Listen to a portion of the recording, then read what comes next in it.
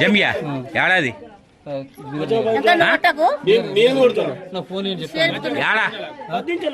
ఏడా మీ ఊరు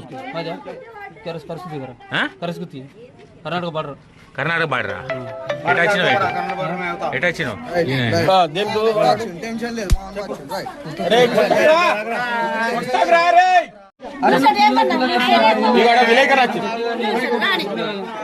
ఏ ఊరు మీది?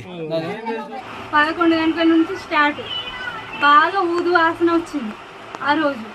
మళ్ళీ దాని తర్వాత గుద్దుడు స్టార్ట్. మేము ఇద్దరం వెళ్తున్నాం అక్కడికి. గొల్లం తీయడానికి మాకు ధైర్యం అవుతలేదు.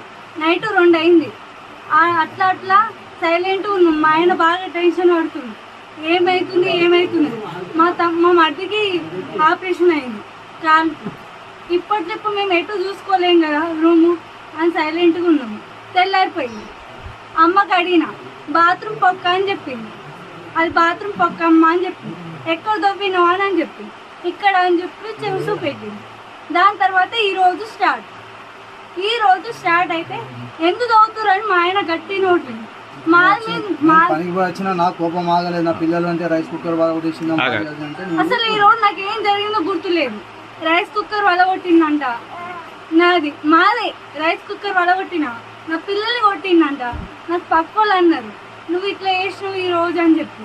నిజంగా నాకు ఏం తెలియదు అని చెప్పిన. నువ్వు మస్తు గుడ్లు పెద్ద చేసినావు, ఇట్లా భయం అయింది మాకు కూడా అని వాళ్ళు చెప్పింది.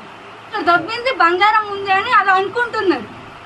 ఇప్పుడు వాళ్ళు ఏమంటున్నారు అంటే జరుగు వెళ్ళు అని ఇట్లా కొబ్బరికాయ తిప్పుకుంటా అంటున్నారు. మాకు ఇక్కడ వంట చేస్తున్నాయి కాబట్టి నాకు అన్నీ వినిపిస్తుంది. ఆ వంట కూడా చేయట్లేదు. నేను బయటకు వెళ్ళిపోయి గేట్ లోపల పోయి గేట్ అమ్మకు చెప్తే ఆ గేట్ అమ్మ వచ్చి బయట కూర్చొని నన్ను బయట కూర్చొని